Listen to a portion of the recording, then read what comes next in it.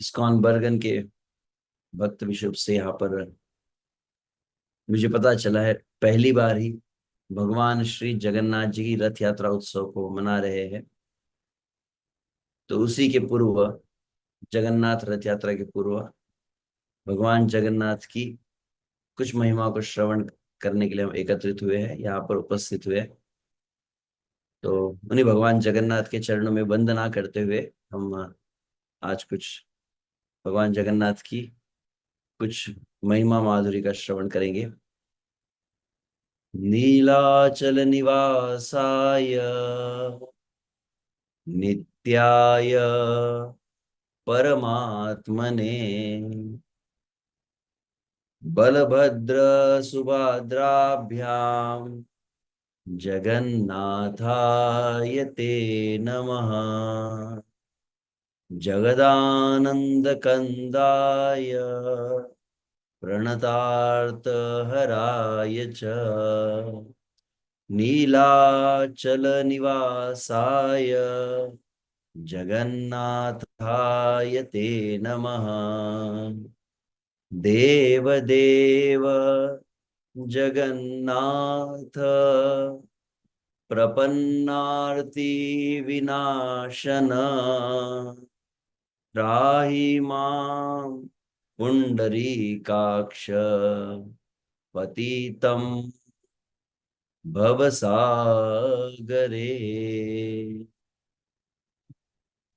नमस्ते जगदाधार जगदात्मन नमोस्तुते कैवल्य त्रिगुणातीत गुणज्ञानां नमोस्तुते।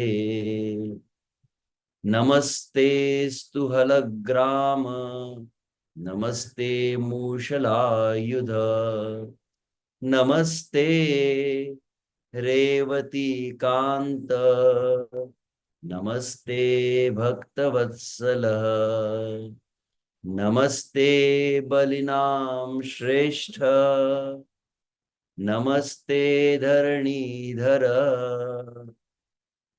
प्रलंबारी नमस्तेस्तु त्राहि मां कृष्ण पूर्वज। देवी तं विष्णुमायाति मोहयन्ती चराचरम् हृत्पद्मासनं संस्थासि विष्णु भवानुसारिणी। जय देवी भक्तिदात्री प्रसीद परमेश्वरी। जय देवी सुभद्रातं सर्वेषां भद्रदायिनी। सुदर्शना महाज्वाला कोटिसूर्य समप्रभ अज्ञान तिमिरन्धानां वैकुंठाब्द प्रदर्शक। श्री जगन्नाथ बलदेव सुभद्रा सुदर्शन की जय। हरे कृष्ण। तो परम करुणा में भक्तों के प्रति अत्यंत विशेष प्रेम को प्रकाशित करने के लिए ही भगवान अत्यंत विशेष स्वरूप को अपने प्रकट करते हैं, विशेष रूप से कली काल के जीवों का कल्याण करने के लिए। और वही यहाँ भगवान का विशेष स्वरूप है, दारु ब्रह्म स्वरूप श्री जगन्नाथ जी। तो जगन्नाथ भगवान का यह स्वरूप है। विशेष रूप से स्वयं कलिकाल में भगवान श्री कृष्ण चैतन्य महाप्रभु जो अवतरित हुए इस धरातल पर, राधा भाव द्युति सुवलितम नवमी कृष्ण स्वरूपम, श्रीमती राधा रानी के भाव को श्रीमती राधा रानी के अंग कांति को जिन्होंने धारण किया है, और धारण करके वे प्रभु ही इस स्वरूप में, श्री चैतन्य महाप्रभु के स्वरूप में प्रगट लीला 48 वर्ष की है, जिसमें 24 वर्ष भगवान श्री चैतन्य महाप्रभु नवद्वीप में अपनी लीला को प्रकाशित किए है। और तदुपरांत जब श्री चैतन्य महाप्रभु संन्यास ग्रहण किए हैं, तो श्री चैतन्य महाप्रभु के अवतरण के मुख्य दो कारण बतलाए जाते हैं। एक है बाह्य कारण और दूसरा है अंतरंग कारण।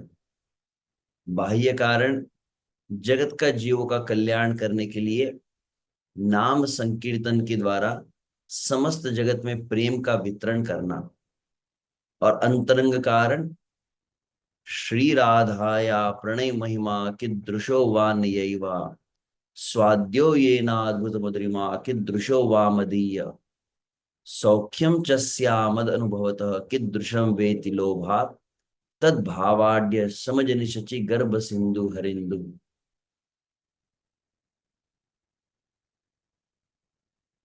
श्रीमती राधा रानी के भाव को, श्रीमती राधा रानी का जो अत्यंत विलक्षण प्रेम है,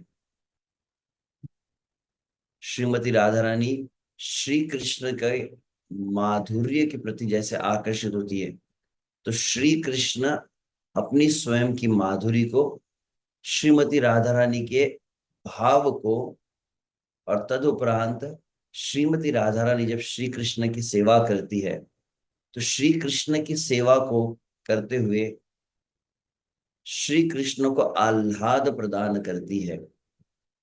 वे श्री कृष्ण जो समस्त जगत को आनंद प्रदान करते हैं, अतएव वे गोविंद कहलाते हैं।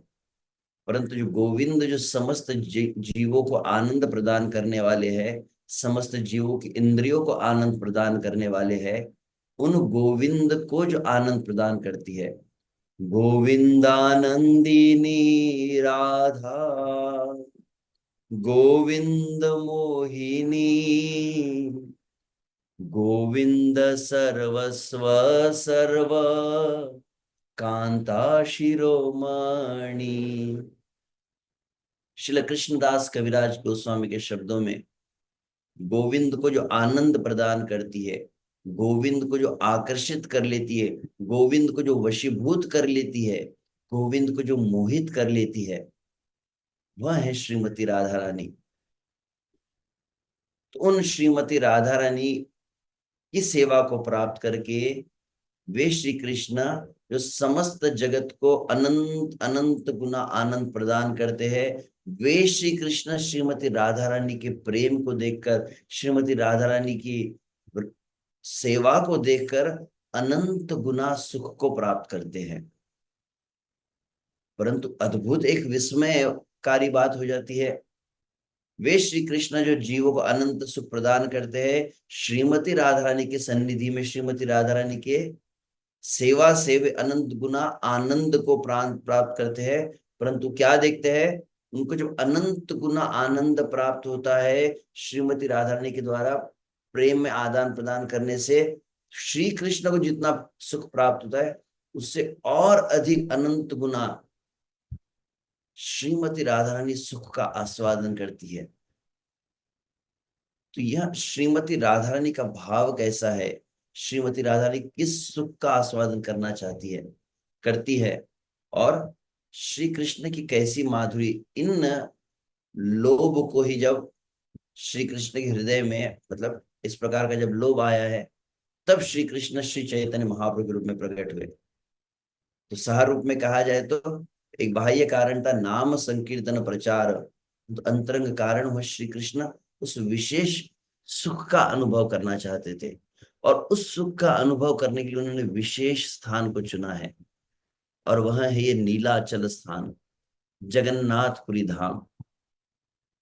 तो जगन्नाथपुरी की ऐश्वर्यमय महिमा भी है और जगन्नाथपुरी की माधुर्यमय महिमा भी है।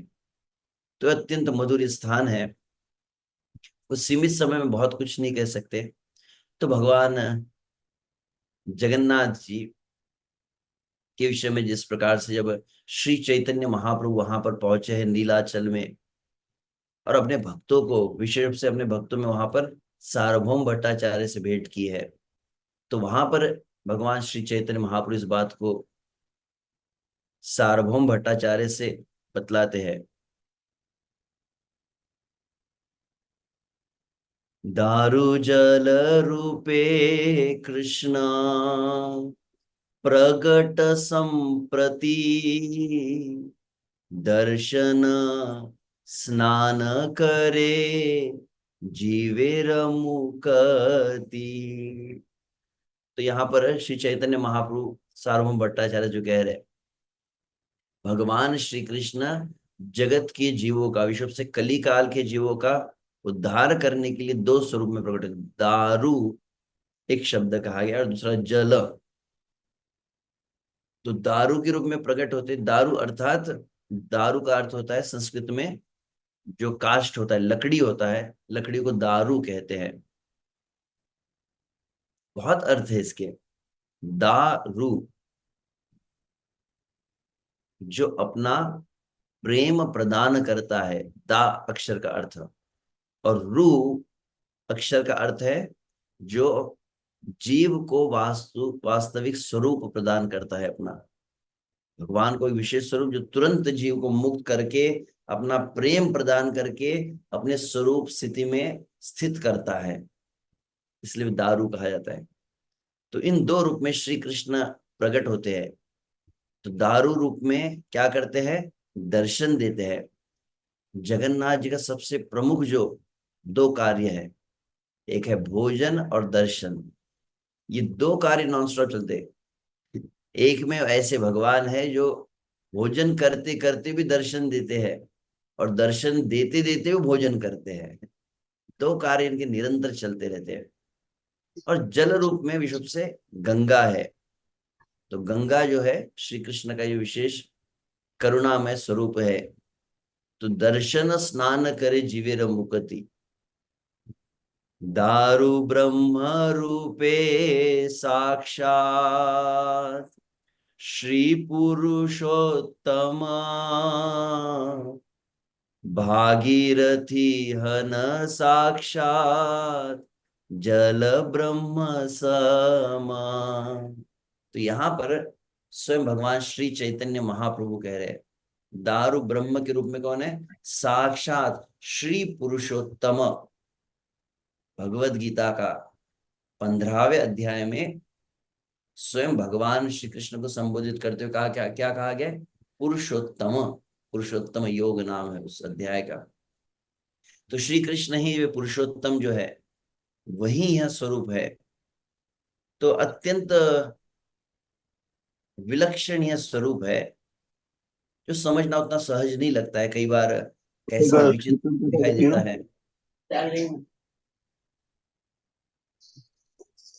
Hare Krishna, if you're not, can you please go on mute, everyone? Nandakishore Prabhu, can you please go on mute?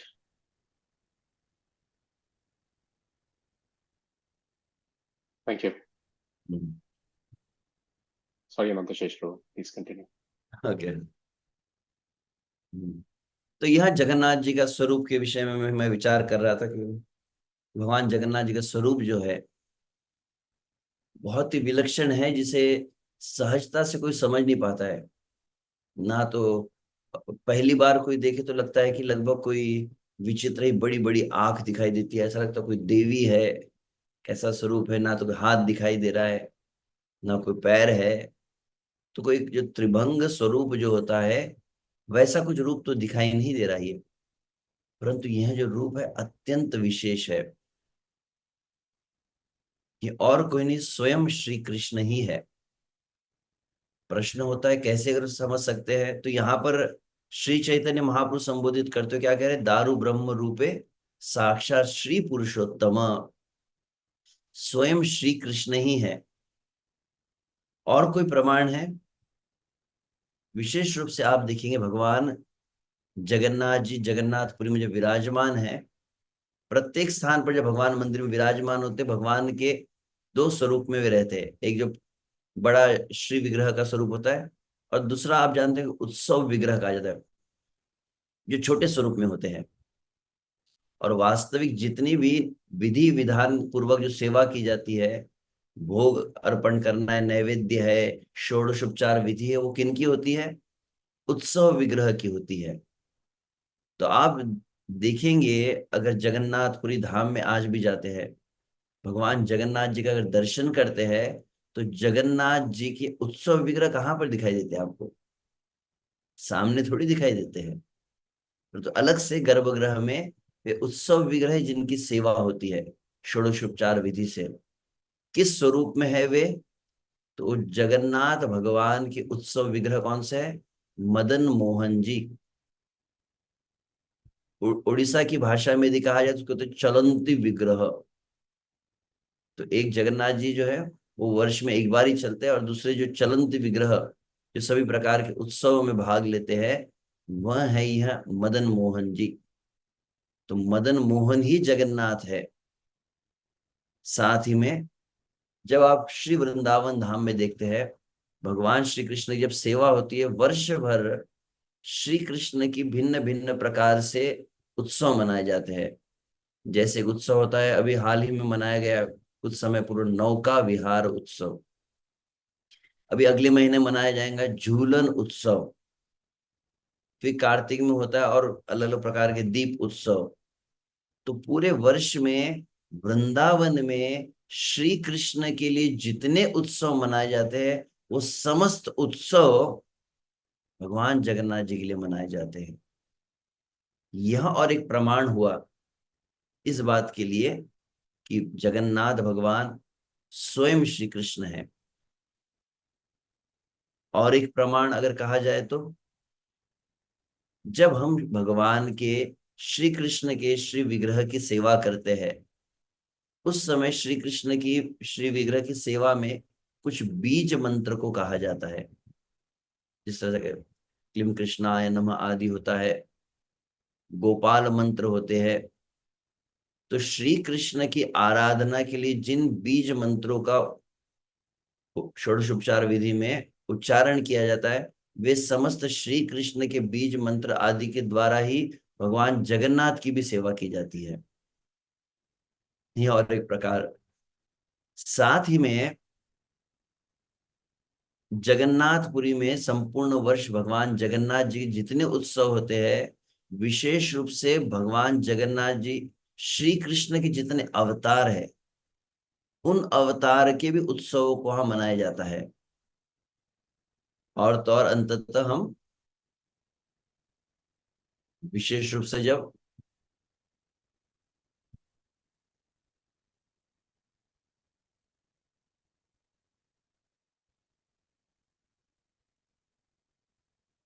Shripad Shankaracharya भगवान जगन्नाथ जी की स्तुति वंदना जब करते हैं, तो उस समय आप देखते होंगे उन्होंने 8 श्लोकों में भगवान जगन्नाथ जी की स्तुति लिखी है। जगन्नाथ स्वामी नयन पथगामी भवतु में। और वहां पर अगर आप देखेंगे पूरे 8 श्लोकों में और कोई नहीं, वृंदावन के श्री कृष्ण की ही तुम गुणों को गाया रहे वे। कदाचित कालिंदी तट विपिना संगीत तरवो मुदा भीरी नारी वदना कमला स्वाद मधुप रमा शंभु ब्रह्मामरपति गणेशार्चित पदो जगन्नाथ स्वामी नयन पथगामी भवतु में। पहला शब्द ही क्या है? श्रीपाद शंकराचार्य भगवान जगन्नाथ जी का दर्शन करो, क्या करे? कदाचित कालिंदी तट विपिन संगीत तरहो। वे श्री कृष्ण जो कालिंदी यमुना नदी के तट पर निकुंज में, वृंदावन के वनों में, जो मुदा भीरी नारी वदन कमला स्वाद मधुप, वहां पर जो विशेष रूप से गोपियों के बीच में मध्यस्थ जो वहां पर सदा श्रीमद वृंदावन वसति लीला परिचयो, सदा श्रीमद वृंदावन में जो अपनी लीलाओं को करते हैं। और बहुत सुंदर फिर आगे वो कहते हैं,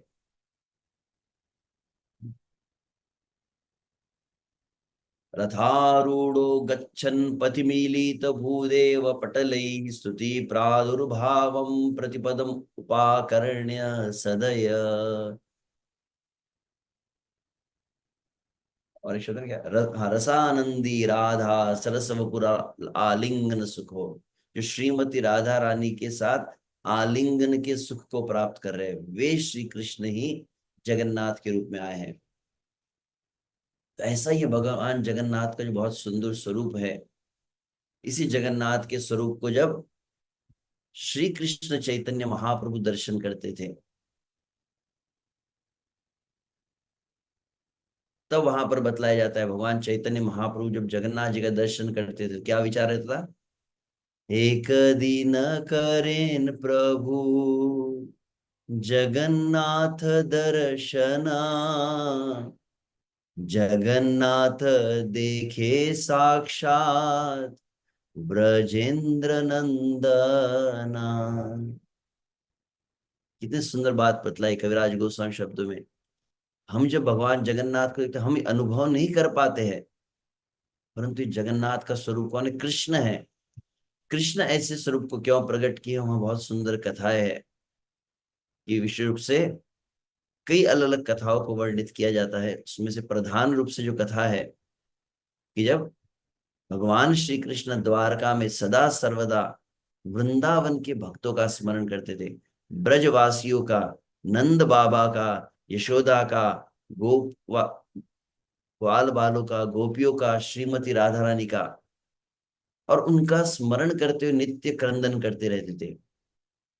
तो यह जब भावना को द्वारकावासिया, और विशुद्ध से द्वारकावासियों में द्वारका की जो रानियां महिषिया है, उन्होंने जब देखा है, तब उनके मन में बहुत विचार आया है कि हम समस्त प्रकार से, समस्त ऐश्वर्य से युक्त होकर और संपूर्ण भाव से पुष्ट होकर श्री कृष्ण की परिचर्या कर रहे हैं, श्री कृष्ण से प्रेम करते हैं, परंतु श्री कृष्ण हमारे आलिंगन में रहते हुए भी वृंदावन के भक्तों का जो स्मरण करते हैं।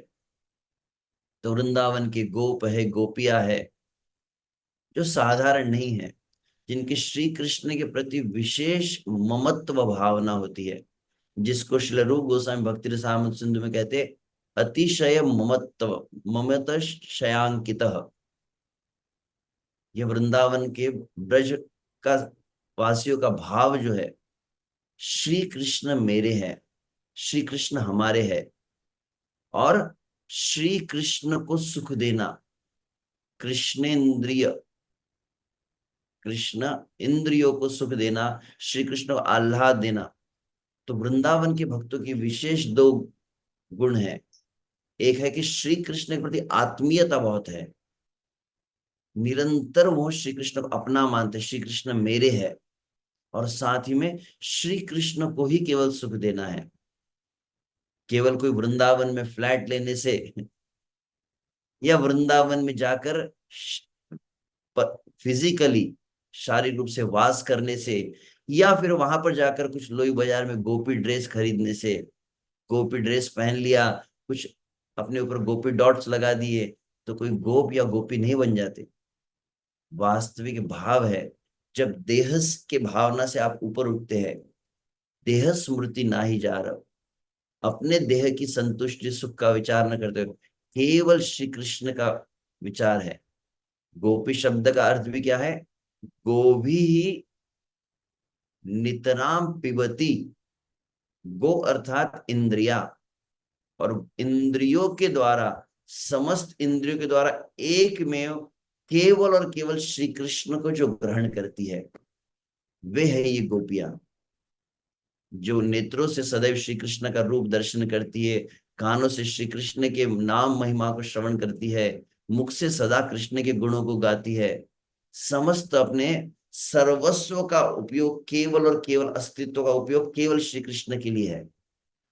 यह भावना है उनकी।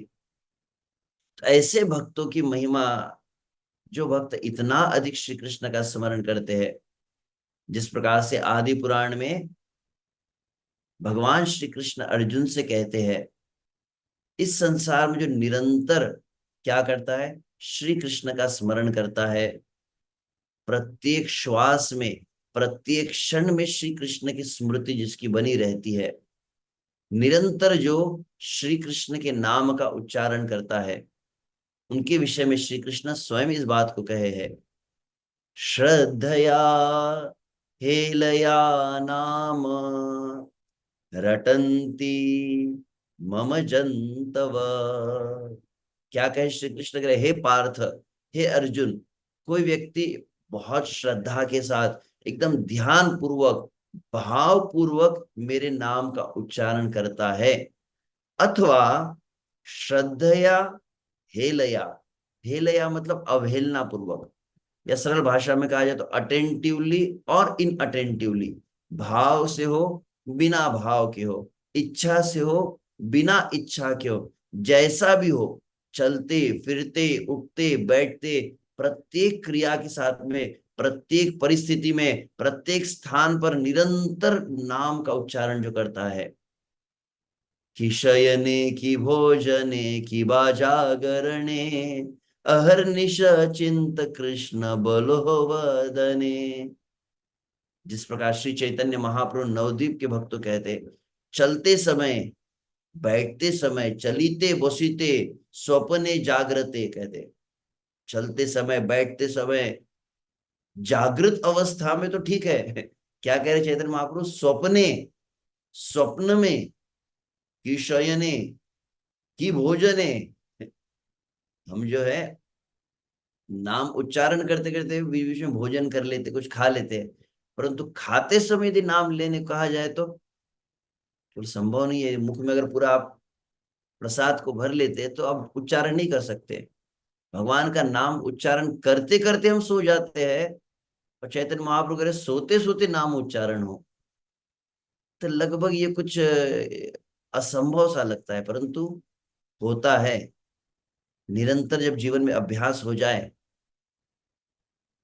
निरंतर जागृत अवस्था में, प्रातः काल जब आपकी आंख खुलती है और रात्रि में आंख बंद होती है, तो कहा जाता है कोई इतना अगर अभ्यास कर ले, निरंतर प्रत्येक, आप घर में भोजन बना रहे हैं, आप अपने ऑफिस में काम कर रहे हैं, बिजनेस में है, अपने व्यापार में है, अपनी नौकरी में है, अपने गृहस्थ जीवन के कार्यों में, समस्त क्रियाओं के साथ, नहाते समय, चलते समय, गाड़ी चलाते समय, भोजन पकाते समय, प्रत्येक क्रिया में आप देखेंगे एक बात ध्यानपूर्वक, कौन सी, कि आपकी जिह्वा जो है वो खाली रहती है। इसका अर्थ क्या हुआ, प्रत्येक क्रिया के साथ में नाम को उच्चारण किया जा सकता है। साथ ही में बुद्धिमत्ता इसमें भी है कि मृत्यु, जीवन की अंतिम अवस्था जो है, किसी भी क्रिया के साथ आ सकती है। ऐसा नहीं कि आप प्रातः काल सुबह एकदम बैठे माला लेकर, बेड बैग लेकर जप करने के लिए, और उसी समय प्राण तन से निकले, ऐसा तो नहीं है। किसी भी अवस्था में आ सकती है। चलते समय मृत्यु आ सकती है कि नहीं, तो फिर क्या करना होगा, बोले चलने के साथ में नाम का अभ्यास करना होगा। अच्छा, आप अगर स्नान करते समय मृत्यु आने की संभावना है, बोले हाँ, तो उसके साथ भी नाम का अभ्यास करना होगा। दौड़ते समय हो सकता है कि मृत्यु, बोले हो सकती है, तो उसके साथ में। कोई व्यक्ति भोजन करते करते कोई मरते हैं कि नहीं, तो तात्पर्य यह हुआ कि जीवन की किसी भी अवस्था में, किसी भी क्रिया के साथ में मृत्यु आ सकती है, तो प्रत्येक क्रिया के साथ में अभ्यास होना चाहिए नाम का। संख्या या ही असंख्यता, हम जो है संख्या पूर्वक नाम जब पहली शिक्षा दी जाती है, उसका प्रयोजन क्या है, संख्या या ही असंख्यता। शिल प्रभुपाद से प्रश्न पूछा गया, what is the result of chanting, नाम जप का परिणाम क्या है। शिल प्रभुपाद ने कहा, the result of chanting is more and more chanting. सही में अगर आप नाम जब अच्छा करेंगे तो अनुभव क्या होता है, आपका बहुत अच्छा नाम जब हुआ, सहज स्वाभाविक आपका उस दिन, आपके मन में, बैकग्राउंड में भी कह सकते हैं, आपका नाम चलते रहता है, आप मंत्र को गुनगुनाते रहते हैं।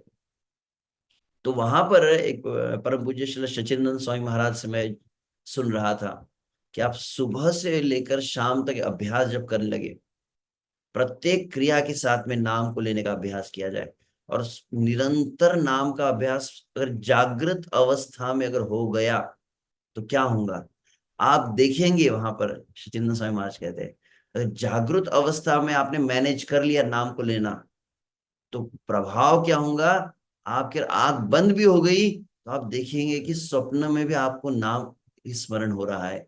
अचानक रात्रि के समय अचानक आपकी आंख खुली, हरे कृष्ण कृष्ण कृष्ण हरे हरे। तो ये हमारा मूल विषय नहीं है, ये कोई जपा वर्कशॉप नहीं चल रहा है, परंतु श्री कृष्ण ऐसे नाम की आशा की है।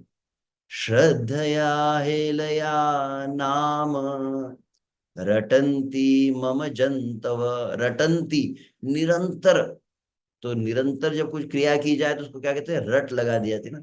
तो निरंतर जो मेरा नाम लेता है, तो श्री कृष्ण क्या कहे, तेषाम नाम सदा पार्थ वर्तते हृदय मम।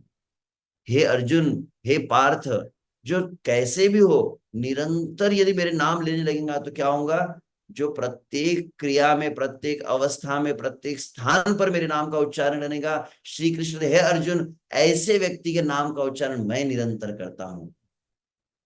तो साधारण भक्त का निरंतर श्री कृष्ण स्मरण करते हैं, कल्पना कर सकते हैं। श्रीमद् भागवत के छठे स्कंद में विश्वनाथ ठाकुर कहते हैं, कोई व्यक्ति एक बार नाम उच्चारण करे तो श्री कृष्ण उसका भी चिंतन करना प्रारंभ कर देते हैं। विष्णु यस्तद विषयामति ही वहां पर कहा गया है। आप नाम उच्चारण कर रहे, आपका मन कृष्ण में लगता है कि नहीं, वो उतना महत्व का नहीं रखता है। ये अगर विचार को आप ध्यान रखें, क्या कि जब आप नाम उच्चारण कर रहे, आपका मन श्री कृष्ण में नहीं लग रहा है, परंतु जैसे आपने नाम उच्चारण किया तो श्री कृष्ण का मन आप में लग जाता है। कितना सुंदर यह श्री कृष्ण का प्रेम है। तो ऐसे ही भावना से युक्त तो नाम उच्चारण करने वाले की अवस्था है, तो कल्पना करें जो वृंदावन के भक्तों का कैसा प्रेम होगा। तो वृंदावन के भक्तों का श्री कृष्ण सदा सर्वदा स्मरण करते हैं। तब वहां पर द्वारका की रानी अंततः माता रोहिणी के पास जब पहुंची है और उनसे जिज्ञासा की है कि श्री कृष्ण क्यों बार बार वृंदावन का स्मरण करते हैं, क्या वह विशेषता है।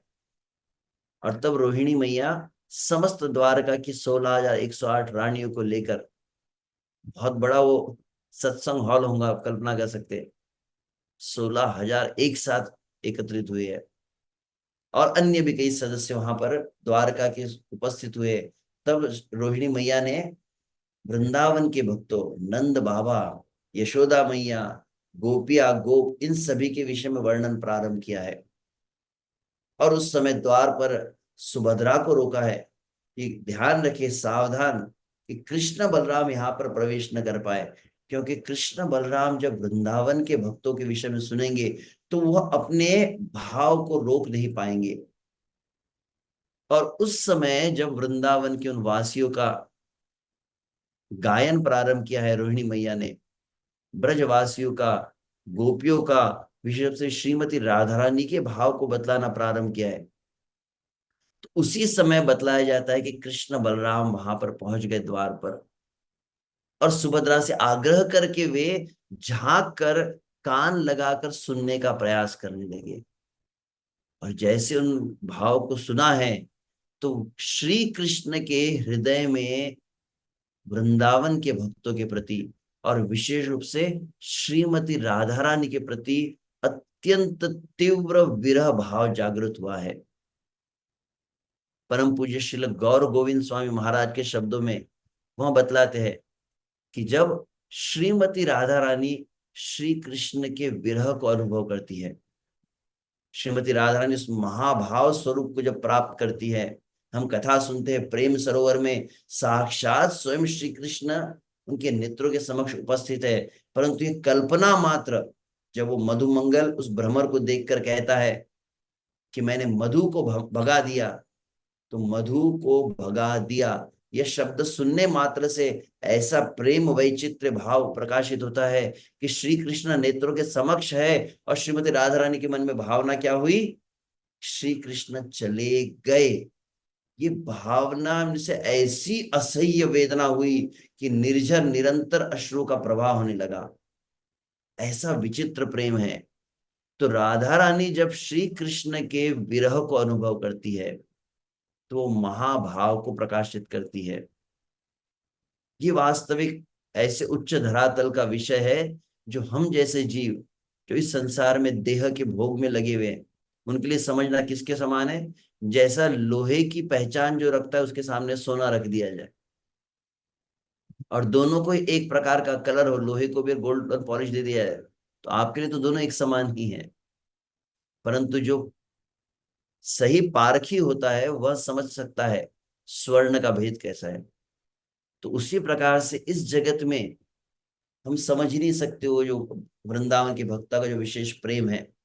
तो वहां पर बतलाया जाता है कि जब श्रीमती राधा रानी श्री कृष्ण के विरह को अनुभव करती है उस समय अत्यंत महाभाव की अवस्था में श्रीमती राधा रानी श्री कृष्ण के विरह को अनुभव करते करते एक विशेष रूप को प्रकट करती है।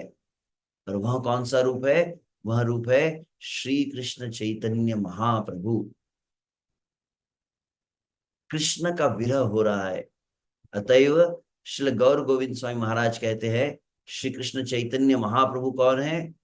कृष्ण विरह विग्रह। उसी भांति श्री कृष्ण जब राधा रानी का विषय में सुनते हैं श्री कृष्ण जब वृंदावन के भक्तों के विषय में सुनते हैं तो श्री कृष्ण ब्रजवासी वृंदावन के भक्त गोप गोपी श्रीमती राधा रानी के प्रति अत्यंत प्रगाढ़ विरह को तीव्र विरह को अनुभव करते हैं।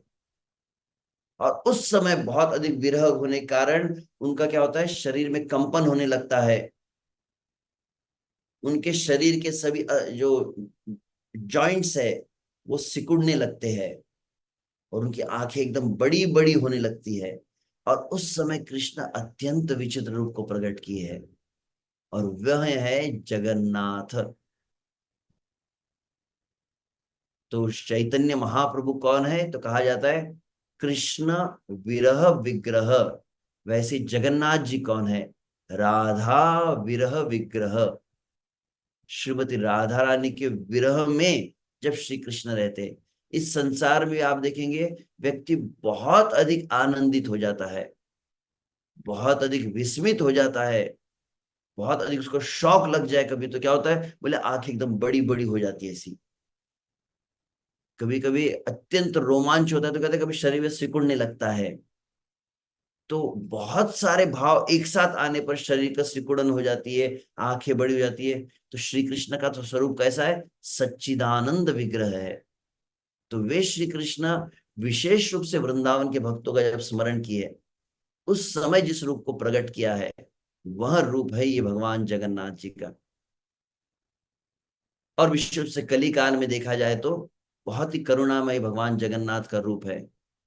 हालांकि आप इस उच्च भाव को नहीं समझते परंतु क्या केवल उन भगवान जगन्नाथ जी का दर्शन अगर आप करते और कब विशेष रूप से भगवान जगन्नाथ जी संपूर्ण जगत के जीवों को अपना प्रेम प्रदान करने के लिए जब रथ पर आरूढ़ होते हैं और रथ पर आरूढ़ जब होते हैं रथम गमनम दृष्टवा पुनर्जन्म न विद्यते जैसे कहा जाता है। केवल भगवान जगन्नाथ जी रथ पर आरूढ़ हो गए और इस संसार के किसी जीव ने केवल क्या किया उन भगवान का दर्शन कर लिया तो कहा जाता है कि वह व्यक्ति पुनर्जन्म के चक्र से मुक्त हो जाता है। और फिर वे भगवान जगन्नाथ जी बहुत विशेष स्वरूप में है आप देखेंगे। एक होता है कृष्ण का स्वरूप त्रिभंग ललित स्वरूप है। त्रिभंग ललित मतलब तीन तरफ से टेढ़े मेढ़े है। टेढ़े क्यों रहते कृष्ण तो बोले आनंदमयोभ्यासात अखिल रसामृत मूर्ति। तो रस से और आनंद से बहुत अधिक भरे। तो व्यक्ति बहुत अधिक खुश हो जाए तो बोले व्यक्ति सीधा खड़ा नहीं रहता है वो ऐसे झूमने लगता है डोलने लगता है। तो बहुत अधिक आह्लाद का एक प्रकाश क्या है कृष्ण का त्रिभंग स्वरूप है। अब श्री कृष्ण एक पैर पर क्यों खड़े होते हैं बोले प्रसादाभिमुखम शश्वत प्रसन्न वदने क्षणम सुनासम सुब्रवम चारुम कपोल सुर सुंदरम। भागवत कहता है श्री कृष्ण अपने भक्तों को करुणा देने के लिए श्री कृष्ण अपने भक्तों से प्रेम करने के लिए जीव जितना कृष्ण के लिए आतुर नहीं है, उससे कई गुना अधिक श्री कृष्ण जीव को मिलने के लिए आतुर रहते हैं। श्री कृष्ण प्रेम करना चाहते हैं हम सभी को। श्री कृष्ण हमसे प्रेम में आदान प्रदान करना चाहते हैं। तो श्री कृष्ण की जो आतुरता है, कोई व्यक्ति बहुत अधिक उतावला होता है तो क्या होता है, बोले व्यक्ति एक पैर पर खड़ा हो जाता है। ये और एक भाव है। और वो श्री कृष्ण जब बहुत आतुरता से प्रतीक्षा करने लगते हैं जब अपने भक्तों की, तो क्या होता है, बोले वो श्री कृष्ण ऐसे कमर पे हाथ रख लेते हैं और वे बन जाते हैं विट्ठल भगवान। यह जो मुद्रा है, ऐसे कमर पे हाथ रखिए, सुंदरते ध्यान उभे विटेवरी, कर कटावरी ठेवुनिया। तो कर कर कटावर, कट मतलब ये कमर, कमर पे हाथ रखा है। यह भावना क्या है, उसमें कहा जाता है कि दोनों भावना कही जाती है कि कृष्ण प्रतीक्षा कर रहे हैं। अब बहुत समय हो गया, कई जन्मों से तुम मुझसे दूर हो, अब मुझसे मिलने के लिए आ जाओ। और दूसरा भाव क्या है कमर पर हाथ रखने का, कमर पर हाथ रखने का भाव ये है कि अब तुम मेरे पास जब आ गए हो, तो अब ये भव सागर, ये जो है जिसमें अब तुम गोते लगा रहे थे, जिसमें डूब रहे थे, 84 लाख योनि भ्रमण कर रहे थे, अब ये भव सागर का जल कितना रह गया, बस इतना ही है। अगर आप किसी नदी में स्नान करने जाए और कमर से नीचे अगर पानी हो, तो हम आसानी से चलकर भी पार कर सकते हैं। अब भव सागर का भय नहीं रहा। अब ये जो भव सिंधु है, इससे तुम मुक्त हो चुके हो। अब कृष्ण बहुत ज्यादा आतुर हो गए, व्याकुल हो गए। जैसे आप देखते हैं, एक माँ अपने बालक से जब मिलती है, तो क्या होता है, माँ दौड़ पड़ती है बालक को लेने के लिए। तब माँ क्या करती है, अपने दोनों हाथों को ऐसे सामने कर देती है। तो कृष्ण जब जीव को आलिंगन करने के लिए अत्यंत आतुर हो जाते हैं, तो कहा जाता है कृष्ण जगन्नाथ के रूप में प्रकट हो जाते हैं। तो यह कुछ भगवान जगन्नाथ जी की जो माधुरी है। भगवान जगन्नाथ अपने भक्तों को विशेष करुणा करने के लिए, तो जगन्नाथ जी एक तो है अपने दर्शन के रूप में, अपना जो दर्शन देते हैं। हालांकि मैं श्री चैतन्य महाप्रभु जो जगन्नाथ जी का दर्शन करते उस भाव को यहाँ पर कह रहा था, परंतु बहुत उच्च कोटि का भाव है यहाँ पर जो कहा है। ठीक, कुछ शब्दों को पढ़ ही लेते हैं अब पूरा प्रसंग तो नहीं ले पाएंगे। कि श्री जगन्नाथ जी को देख रहे हैं श्री चैतन्य महाप्रभु, हम देखते तो हमें कुछ अनुभव नहीं होता है। क्यों? क्योंकि हमारी दृष्टि में अभी वहां पवित्रता नहीं है। इस संसार के रूप को बहुत अधिक देखते हैं हम। संसार का काम है, क्रोध है, ईर्ष्या है, द्वेष है, भोग विलास आदि है। बहुत अधिक जब आप देखने लगे अब इन नेत्रों से संसार को, तो क्रमशः क्या होता है, आपकी चित्त अपवित्र होने लगता है। दृष्टि का विशेष प्रभाव होता है। कई अगर दृष्टांत आप देख लेते हैं, अगर उदाहरण देखे तो कौन है, तो बोले कि महाभारत के प्रसंग में गांधारी का वर्णन आता है। गांधारी को जब पता चला कि उनके पति कैसे जन्मांध है, उन्होंने अपने आंखों को पट्टी से बांध लिया।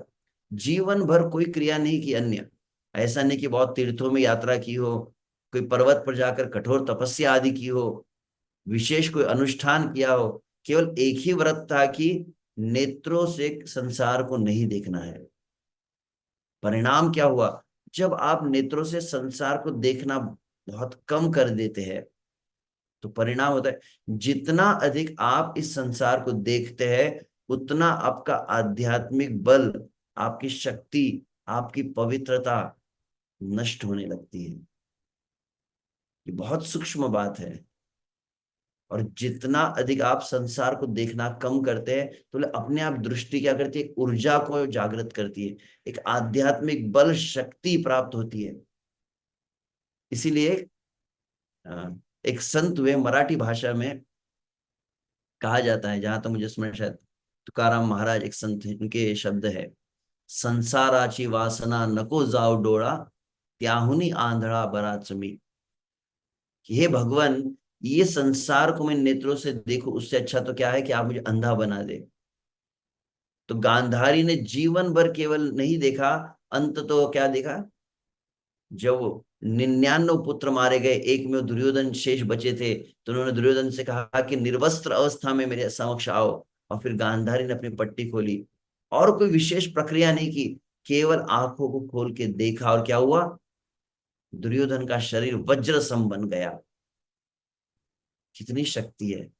अरे नेत्रों से केवल संसार को देखना बंद कर देते, वर्तमान में क्या हो गया है? बोले लोगों का चित्त बहुत ज्यादा अशुद्ध हो चुका है। क्यों? बोले बहुत अधिक संसार को हम देख रहे हैं, इसलिए श्री कृष्ण की दिव्यता का अनुभव नहीं होता है। एक साधारण यदि अगर तर्क से लॉजिक से देखा जाए, आपके पास कोई स्मार्टफोन रहता है, आईफोन होता है, और आप जैसे नया नया आईफोन लेते आप जाकर क्या करेंगे, भगवान जगन्नाथ जी का फोटो क्लिक करते हैं। तो कहाँ पर स्टोर होता है? वह आपके गैलरी में स्टोर होता है। उसके पश्चात आपने अपना फोटो लिया, अपने परिवार का, अपने मित्रों का, संसार में सैर किया आपने, और बार बार सेल्फीज ले रहे हैं, ये फोटो ले रहे हैं, वो फोटो ले रहे हैं, तो निरंतर बहुत सारे फोटोज लेते लेते लेते क्या होता है, बोले गैलरी भर जाती है। अब प्रश्न उठता है, मान लीजिए आपने एक साथ 5,000 फोटो निकाल लिए। ये बहुत महत्वपूर्ण बात जो भी मैं कहने जा रहा हूं। 5,000 फोटो निकाले आपने, आपसे प्रश्न पूछा जाए कि आपने जब आईफोन लिया था, पहली बार भगवान जगन्नाथ जी का फोटो लिया था, क्या वह फोटो हम दिखा सकते हैं गैलरी में? क्या करना होगा? पूरे पूरे गैलरी में स्क्रॉल डाउन करना पड़ेगा, और फिर एकदम आखिरी में नीचे वो मिलेगा। अर्थ इसका समझते हैं? जितना अधिक आप आंखों को खोलकर इस संसार को देखते हैं, परम पूज्य श्री लोकनाथ स्वामी महाराज जी के शब्दों में कहा जाए तो क्या कहते हैं, हमारा एक प्रॉब्लम है। क्या समस्या है? बोले हम भगवान को देखते हैं और हम दुनिया को निहारते हैं, शब्द में अंतर है। देखना एक होता है, जैसे ना आपके आंखों के सामने से कोई गुजर गया, उसको कहते हैं देखना। और निहारना मतलब फिर आंखें आपकी रुक जाती है। जिस तरह से लोग क्या करते हैं, क्रिकेट मैच देखते हैं, जिस तरह से लोग क्या सिनेमा देखते हैं, संसार के भोग विलास के दृश्य आदि देखते हैं, तो कैसा होता है उनकी अवस्था? बोले अपलक नेत्र, पलके भी नहीं झपकती, ऐसे एकदम अपलक नेत्रों से देखने लगते हैं। तो यह जो संसार की जो स्वभाव है, तो जितना, ये बहुत महत्वपूर्ण वाक्य है, जब मैंने सुना, जो मेरे हृदय को स्पर्श कर गया। जितना अधिक आप इस संसार के रूप आंखों से देखते हैं, जितनी बार आप संसार को देखते हैं, उतनी बार आप श्री कृष्ण के रूप के दर्शन की दिव्यता के अनुभव से और दूर चले जाते हैं। जितना अधिक आप संसार को निहारते हैं, उतना अधिक आप श्री कृष्ण के रूप दर्शन को, तो दिव्यता को अनुभव करना बहुत दूर की बात है, श्री कृष्ण के दर्शन की इच्छा से भी दूर चले जाते हैं। श्री कृष्ण के दर्शन की इच्छा भी नहीं रहती। कृष्ण का दर्शन कब होगा? पहले तो कृष्ण की प्यास होनी चाहिए, कृष्ण के लिए तड़प होनी चाहिए, जिसको श्री रूप गोस्वामी के शब्दों में लौल्यम कहा जाता है। तो भगवान जगन्नाथ जी के विषय में जो आज सुन रहे हैं, तो हमारी वह दशा है कि हमारी दृष्टि इतनी ज्यादा इस संसार को देख चुकी, अपवित्रता आ गई है। इसलिए अनुभव करते हैं कि जैसे खुले नेत्रों से व्यक्ति सूर्य को नहीं देख पाता है, सूर्य सामने आए तो आंखें बंद हो जाती, वैसे ही मेजॉरिटी कह सकते हैं, अधिकांश अनुभव यही है। जितने लोग भगवान के सामने जाते बड़ा क्या करते हैं, बोले आंख बंद कर देते हैं। आपने देखा है संसार। और यहां तक भी भक्त लोग भी अगर रहेंगे तो उनके नेत्र भी भगवान के ऊपर रुकते नहीं है। भगवान के एक एक अंग को, भगवान के एक एक रूप को आप देखते नहीं है। क्यों नहीं देख पाते? बोले बहुत अधिक संसार को देखा है, और अभी वर्तमान में क्या हो रहा है, बोले और अधिक लोग संसार को देख ही रहे हैं। तो ये श्री चैतन्य महाप्रभु, जिस शब्दों को मैं केवल यहाँ पर एक शब्द पर ही रुक गया, आगे का शब्द तो मैं नहीं कह पाया, चैतन्य महाप्रभु, स्माइलिंग जगन्नाथ मुझे कहा, तो फिर मुझे विचार हुआ कि चैतन्य महाप्रभु को ही तो जगन्नाथ के स्माइल का अनुभव होता है। हमको तो उतना स्माइल का अनुभव हुआ नहीं, तो मैंने विचार किया था चैतन्य महाप्रभु के शब्दों का कहूं, परंतु केवल एक शब्द में रुका। आगे पूरा प्रसंग है, चैतन्य महाप्रभु अनुभव कैसे किए। तो वो भगवान जगन्नाथ जो बहुत ही करुणा करने के लिए हम सभी पर विशुभ से, जिस तरह से हम सुनते हैं सदा सर्वदा रथ यात्रा के समय इस दृष्टांत को, कि कोई व्यक्ति रुग्ण होता है तो क्या करता है, वो वैद्य के पास जाता है। बीमार व्यक्ति, बहुत ज्यादा बीमारी पड़ अगर बढ़ जाए तो क्या करना पड़ता है, बोले डॉक्टर को ही घर पे आना पड़ता है। वैसे भगवान जगन्नाथ इतने दयालु है, जो जीव भगवान को देखना तो दूर की बात है, भगवान की इच्छा भी नहीं है, भगवान की कामना भी नहीं है, इसके विपरीत भगवान के विमुख होकर भगवान से प्रतिकूल भावनाएं बनी हुई जिनके उनमें, ऐसे जीवों को हृदय में को पवित्र करने के लिए भगवान जगन्नाथ जी आते हैं। और फिर जगन्नाथ के प्रसाद की महिमा तो और विशेष है, उसके लिए अलग सत्र लगता है। जगन्नाथ का प्रसाद मतलब कौन है? वास्तविक देखा जाए तो कृष्ण के प्रसाद सभी एक समान है, कोई अंतर नहीं है। चाहे कृष्ण हो, नरसिंह हो, राम हो, सभी का प्रसाद एक समान है। परंतु फिर भी भक्त लोग कहते हैं इन सभी प्रसाद में भी जगन्नाथ जी को जो अर्पण होता है, जिसको कहते हैं जगन्नाथ का प्रसाद, ये साक्षात भगवान श्री कृष्ण का कली काल में एक अवतार है। जैसे नाम के रूप में कृष्ण अवतार लिए, जगन्नाथ जी का प्रसाद साधारण नहीं है। सभी प्रसाद जो भगवान का स्वरूप है, परंतु उसमें भी जगन्नाथ जो है स्पेशल है, यूनिक है। कितना भी आपके अगर चित्त में अशुद्धि आ चुकी हो, अब संसार का गलत गलत कुछ आपने खा लिया हो, संसारी लोगों के हाथ से कुछ खा लिए, तो क्या होता है बोले कि विषैर अन्न खाई ले दुष्ट होई ले मन। संसारी लोगों के हाथ का अन्न लेने से बोले चित्त अपवित्र हो जाता है, आपका सुबह आप नाम जप नहीं कर पाएंगे, आपके मन में चंचलता आ जाती है। तो प्रैक्टिकल एक सॉल्यूशन मैक्सिमम भक्त बताते हैं। बोले ज्यादा माइंड डिस्टर्ब हो रहा है क्या, कुछ बाहर का खा लिया है क्या, बोले एक काम करो, बोले जगन्नाथ जी का अन्न मुंह में डाल दो। कितना भी मन की अपवित्रता क्या करना, बोले जगन्नाथ जी का अन्न डाल दो, तो बोले वो इम्प्योरिटी काफी मतलब नष्ट हो जाती है। इसका अर्थ ये नहीं कुछ भी खाओ और फिर उसके बाद में आप पिज्जा पास्ता कुछ बाहर खा लेंगे फिर बोलेंगे जगन्नाथ का, इसको बोलेंगे जगन्नाथ प्रसाद के बल पर पाप करना। तो वैसा नहीं करना है। तो ओ ठीक है, समय हो गया, क्षमा चाहता हूँ। समय थोड़ा अधिक ले लिया मैंने। तो नहीं। ऐसे भगवान जगन्नाथ जो बहुत सुंदर हमें दर्शन देते हैं, रथ पर आरूढ़ होकर अपना करुणा दर्शन के द्वारा और साथ में प्रसाद के द्वारा वितरित करते हैं। शिल प्रभुपाद जी पाश्चात्य जगत में गए तो सबसे प्रथम अगर देखा जाए तो किनको स्थापित की है? सैन फ्रांसिस्को में न्यू जगन्नाथपुरी, भगवान जगन्नाथ जी को आवाहन किए। और भगवान जगन्नाथ, क्षमा चाहता हूँ, भगवान जगन्नाथ जी का आवाहन नहीं किया। शिल प्रभुपाद पाश्चात्य जगत में गए तो भक्त लोग क्या कहते हैं, भगवान जगन्नाथ शिल प्रभुपाद के पास आए हैं। वो मालती माता जी के बहुत सुंदर प्रसंग हम सुनते हैं। और शिल प्रभुपाद ने संपूर्ण जगत में इस जगन्नाथ रथ यात्रा उत्सव को प्रारंभ करवाए हैं, जिसके द्वारा हम देखे हुए विश्व से कई मंदिरों में राधा कृष्ण भी है, कई मंदिरों में गौर निताई है, परंतु एक अनुभव किया गया है कि जहां पर भगवान जगन्नाथ जी होते हैं वहां पे भक्त जल्दी बनते हैं।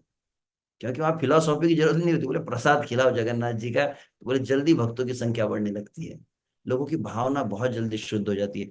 तो यहाँ पर बरगन के जो भक्त हैं उनका विशेष सौभाग्य है। आप भले ही किसी भी स्थान पर हो, परंतु साक्षात भगवान जगन्नाथ जी के साथ में मतलब आप साक्षात वृंदावन में ही है। तो भगवान जगन्नाथ जी का बहुत सुंदर उत्सव में भाग लेने का आप सभी को अवसर प्राप्त हो रहा है। तो बहुत बहुत धन्यवाद। यहाँ पर हम भगवान जगन्नाथ जी के कुछ गुणों को और भगवान जगन्नाथ जी के भाव को कुछ समझने का हमने सीमित समय में प्रयास किया। हरे कृष्णा कृष्ण कृष्ण हरे हरे, हरे राम राम राम हरे हरे। हरे कृष्णा। अनंत शेष प्रभु। तो थैंक यू प्रभु जी। रामचंद्र प्रभु और हमारे रक्तक प्रभु है, आप सभी का धन्यवाद जो प्रभु जी ने यहाँ पर कुछ आप टीका टिप्पणी करना चाहे, मतलब आपका कुछ मुझसे त्रुटि हुई हो, गलती हुई हो तो क्षमा चाहता हूँ।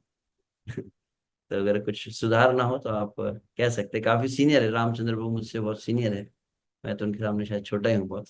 परंतु प्रभु जी मुझे अवसर दिए सेवा का। यस प्रभु प्रभु जी। जी शर्मिंदा कर रहे हैं प्रभु जी। You are our guide, senior mentor. प्रभु जी संन्यास कैंडिडेट भी है। So, anyways, Dr. Prabhu, go ahead. या अनंत शेष प्रभु, थैंक यू सो मच प्रभु जी। आपने इतना सुंदर पास्ट टाइम सुनाया लॉर्ड जगन्नाथ जी के। और हम लोग प्रभु शायद कुछ क्वेश्चन आंसर्स होंगे डिवोटीज के, बट उससे पहले हम लोग कुछ अनाउंसमेंट्स हैं जो शेयर करना चाह रहे थे डिवोटीज से। सो मैं अपना स्क्रीन शेयर करता हूँ, एक minute. Please let me know अगर सब लोग मेरा स्क्रीन देख सकते हैं। If one of you can confirm that would be helpful.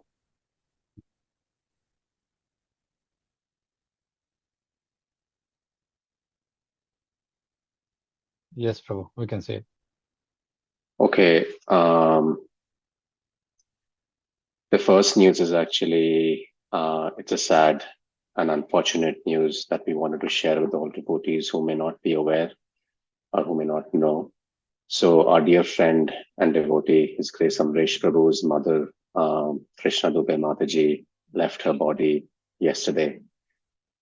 Mataji had been in the US for a few months. She was visiting from India, and then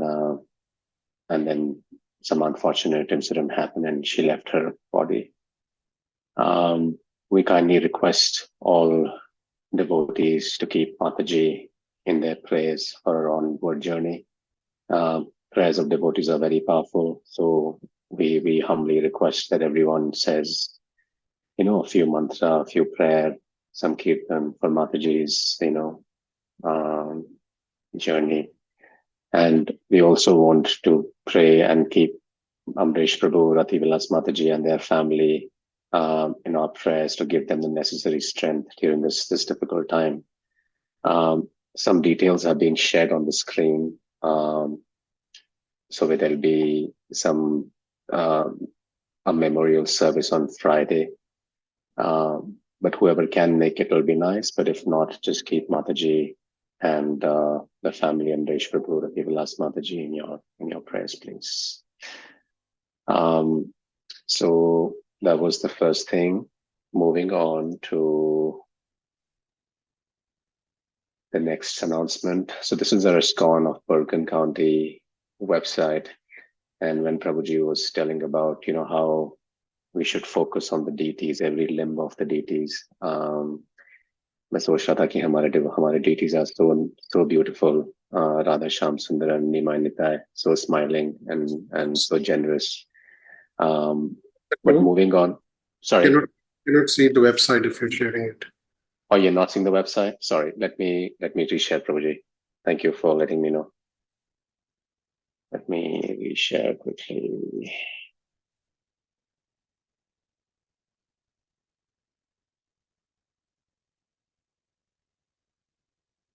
Are you able to see my screen now, Prabhuji? Yes. Yes. Okay. So this is the ISKCON of Bergen County website, where we have all the programs, like we had the Wednesday Sangha today on the Shesh Prabhu. We have a very special, continuing with the Jagannath theme, we have a very special event coming up this Sunday, July the 7th, which is the first ever Jagannath Rath Yatra at Bergen Center. This is the same day where Jagannath Rath Yatra will be happening in India, in Jagannath Puri. So please do come for the event. There's a change of time. It says 4:30 p.m., but if devotees can be there by 4 p.m., that would be much appreciated. A lot of work has to be done. A lot of things are already going on in the background under His Grace Ramchandra Prabhu, Ram Tulsi Prabhu, and all senior Vaishnavas. But please try to be there by 4 p.m. So we can welcome Lord Jagannath nicely. The next is we also host Bhakti Rikshas every Friday. So we have Bhakti Rikshas going on in different parts of New Jersey. So if you have any friends or family who would like to be connected with the Krishna consciousness, philosophy, Sankirtan, there's a nice event we have every Friday, like I said, in different parts of New Jersey. There's no cost, obviously. It's Prashadam, Kirtan, and philosophy. So if there are any new people that you can think of who might benefit, please connect them to the respective leaders, the Bhakti Riksha leaders. We also have a Bhagavad Gita reading from Monday to Friday, 12 to 12:15. And then we also have a chanting. We chant Hare Krishna Mahamantra every morning from 6 to 8 a.m. And we also have a link to the Vaishnava calendar. So feel free to reference this if you want to know the festivals, Ekadashi, etc. All our lectures are on the website. So if you have missed anything in the past and if you want to go back and listen to it, you should be able to find that on the website. So that being said, we can move into the next part of the program, which is question and answers. So let me stop sharing my screen. If anyone has any questions, please feel free to either come off mute or you can put your questions in the chat.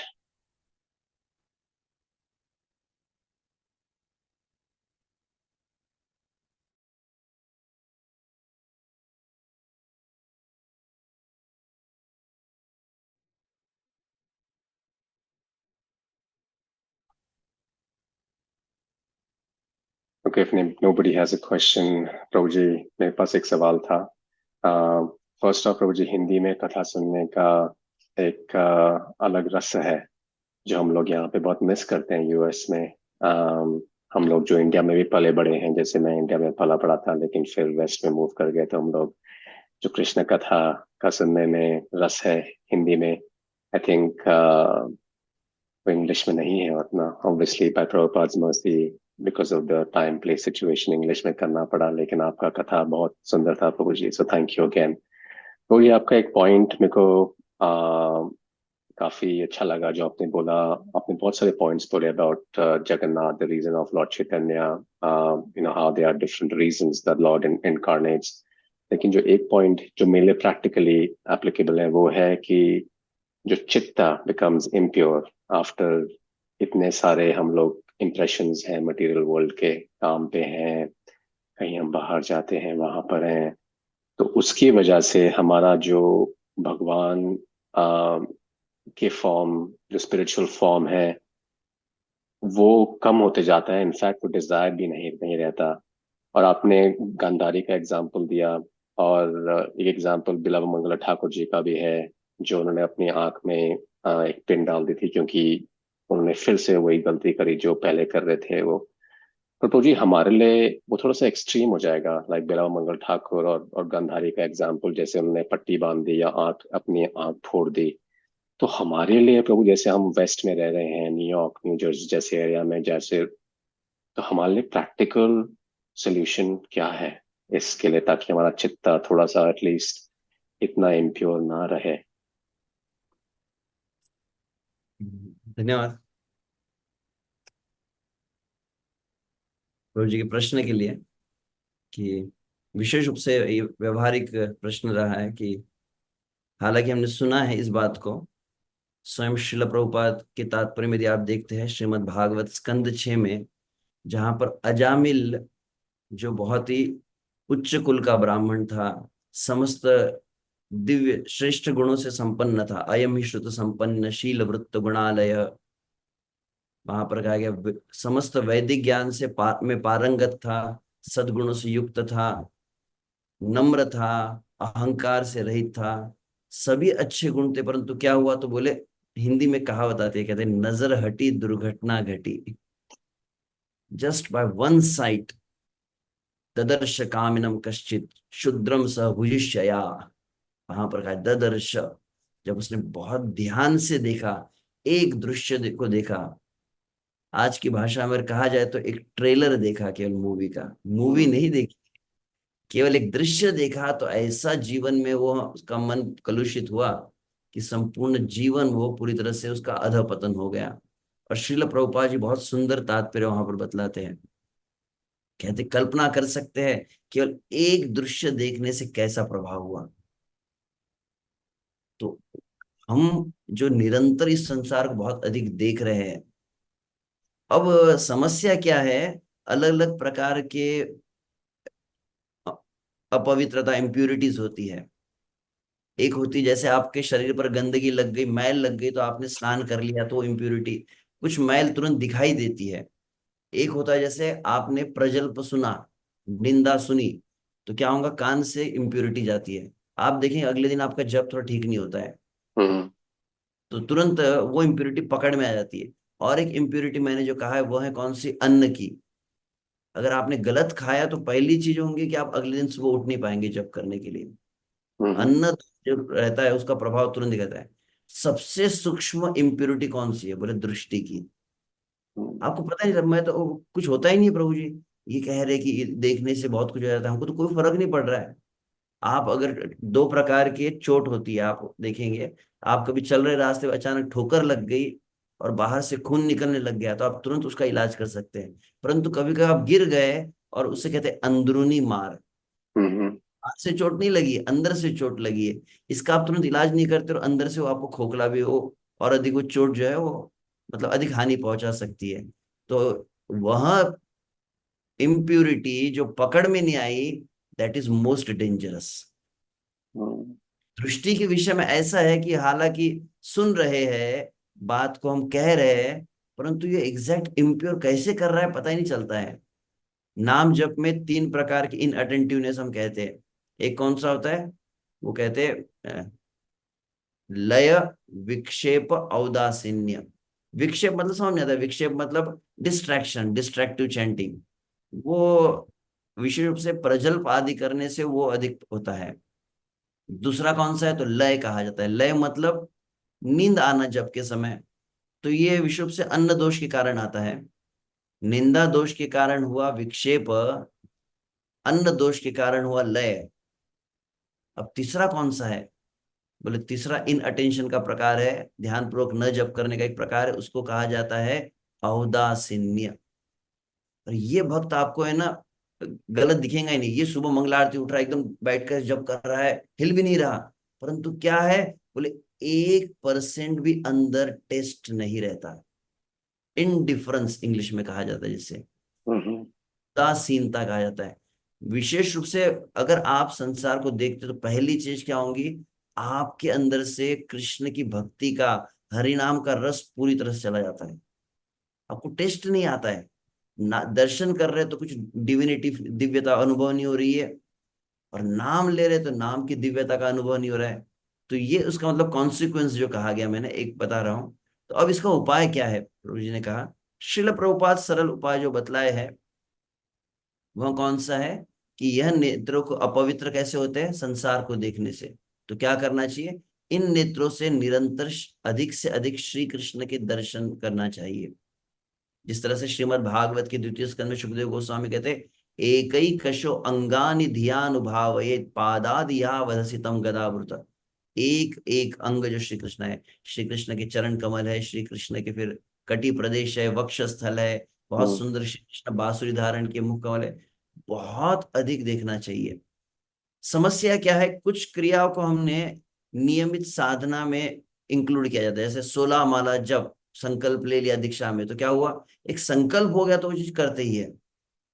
प्रतिदिन प्रसाद लेना है, संकल्प लिया तो करते हैं। आरती करना लिया है। परंतु एक विशेष बात कही जाती है कि इस चीज को बहुत अधिक कहीं उल्लेखित नहीं किया गया है या बहुत अधिक दर्शाया नहीं गया। कौन सा, बोले भगवान का दर्शन करना चाहिए और अधिक समय करना चाहिए। और दूसरी चीज क्या है, संसार का दर्शन कम करना चाहिए। जिसको मैंने कहा कि एक है कि मैंने अभी शब्द प्रारंभ में कहा था कि होता है देखना और निहारना। संसार को निहारना नहीं चाहिए, देख सकते हैं संसार को, परंतु अब नेत्र अपवित्र हुए तो क्या किया जाए। तो पहली चीज है कि हमारी अवस्था कैसी है। अजामिल का जब उदाहरण सुनते तो हमको लगता है अजामिल कितना बेचारा था, इतना भी कंट्रोल नहीं रहा। एक ट्रेलर देखने में वो इतना उसका पतन हो गया। हम तो कितनी हजारों मूवीज देख चुके हैं, हमारा तो कुछ नहीं हुआ। तो हमारी अवस्था कैसी है, जैसे सफेद वस्त्र के ऊपर एक धब्बा लग जाता है तो तुरंत पता चलता है, परंतु पूरा वस्त्र ही काला हो तो धब्बे पता भी नहीं चलेंगे। हमारा चित्त इतना अपवित्र हो गया, इतना अपवित्र हुआ कि अब अपवित्रता भी समझ में नहीं आती है। ऐसी अपवित्रता चित्त में, the sign of purity is more you become pure, more you can feel the impurity. जब पवित्रता होंगी तो अपवित्रता तुरंत समझ आती है। थोड़ा सा कुछ अगर देख लिया तो समझ में आ जाएगा कि यहाँ पे कुछ हमारा मन अशुद्ध हो गया है। तो क्या किया जाए, पहली चीज है कि जैसे मान लीजिए वृक्ष है, एक गांव का उदाहरण मैं आपको दे सकता हूँ। गांव में क्या होता है, पेड़ को काटा जाता है, पेड़ को काट कर लकड़ियों को फिर जलाने के लिए प्रयोग करते हैं। तो पेड़ को काटते बराबर लकड़ी को अगर आप अग्नि में जलाने का प्रयास करेंगे, लकड़ी जलेंगी नहीं।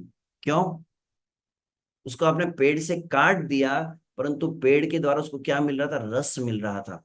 तो उसमें वो रस तत्व बना रहता है। तो क्या करना पड़ता है, वो लकड़ी को धूप में सुखाना पड़ता है, और जब उसमें का पूरा पानी रस पूरी तरह से सूख जाएगा, तो अब थोड़ा सा माचिस की लकड़ी लगाएंगे तो तुरंत वो जलना प्रारंभ हो जाएगा।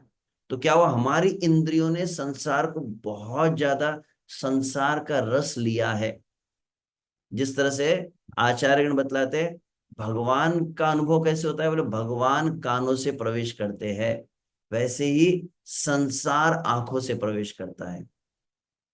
बहुत सावधान रहना चाहिए। इस चीज में सावधानी क्रमशः बहुत कम हो गई है। विशेष रूप से आजकल क्या है कि आजकल ये जो गैजेट्स का जमाना आ गया है, आईफोन से व्यक्ति क्या विचार करता है, सब कुछ दुनिया में जो मेरे देखने के लिए, ये भी देखो वो भी देखो ये देखो। बहुत अधिक देखना नहीं चाहिए। अगर देखा जाए तो वैसे साधुओं की जो रहनी होती है, the life style of a devotee, उसमें कहा जाता है साधु की कई अलग बातें कहते हैं, अन्न कैसा होना चाहिए, चलना कैसे चाहिए, बैठना कैसे है। उसमें कहते हैं साधु की दृष्टि कैसी होनी चाहिए, बोले कि भूमि पूयेत कहा गया है। दृष्टि की पवित्रता के लिए क्या करना पड़ेगा, बोले नेत्रों को, जैसे मान लीजिए घोड़े को आपने देखा किस तरह से चलता है, बहुत अधिक इधर उधर नहीं देखना चाहिए, नेत्रों में चंचलता नहीं होनी चाहिए। बहुत वो भगवान को देखे और संसार को जितना कम देख सके, तो बहुत अधिक नहीं देखना चाहिए, ये कहा जाता है। तो एटलीस्ट मैंने सुना, एक वक्त से मैं चर्चा कर रहा था कि लगभग पिछले 10 साल में संसार में, कुछ 10 15 20 सालों में बहुत अधिक लोगों के चित्त में अशुद्धि हुई है। अब पहला एक समय था, मैं जानता हूँ लोग 25 साल पहले जब भक्त लोग थे, जब नाम जप करते थे बहुत गंभीरता थी, there was a very intensity, और एक मतलब एक ही सिटिंग में वो पूरा 16 वाला जप करते थे। अभी प्रैक्टिकली एक जो डिफिकल्टी देखी जा रही है, भक्त लोग आधा घंटा भी बैठ नहीं पाते। बोले मन में चंचलता और पवित्रता बहुत हो गई है। अब साधन वृत्ति नष्ट हो रही है, भोग वृत्ति बढ़ रही है। क्यों? क्योंकि संसार बहुत अधिक सामने दिखाई दे रहा है। इसलिए हम देखे कई भक्तों को देखे हैं शिव से, शिल प्रभुपाद जी के समय तो शिल प्रभुपाद ने टेलीफोन को भी मना कर दिया। तो if you can try to make the life as simple as possible, पहली चीज की बहुत अधिक, एटलीस्ट संसार की जो चीजें दिखती है हमें वो ना देखे, और जितना आवश्यक है विश्व से हम भक्तों के संग में रहते तो भक्तों को देखने में हानि नहीं है। तिलक होता है, कंठी होती है, वो तो श्री कृष्ण का स्मरण दिलाते हैं, परंतु उसके उपरांत जितना संसार में व्यवहार में जब रहते हैं, तो एक में वो सोल्यूशन क्या है।